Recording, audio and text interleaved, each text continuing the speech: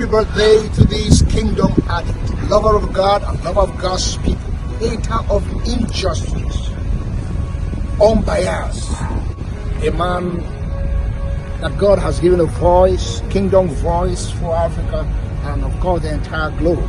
Such a day as this, your birthday, the heavens rejoices over you and the earth celebrates you. A gift, a proud gift to Africa and the entire world. Your uncommon insight into God's word has brought restoration, a global restoration. You are a kingdom influencer. The world today rejoices that such a man is born among men.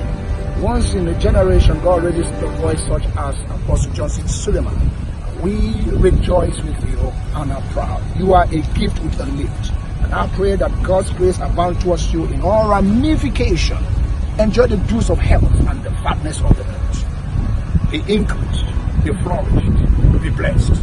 You and your entire family, your generation will know no lack because you have wiped away tears from thousands and much more. We love you.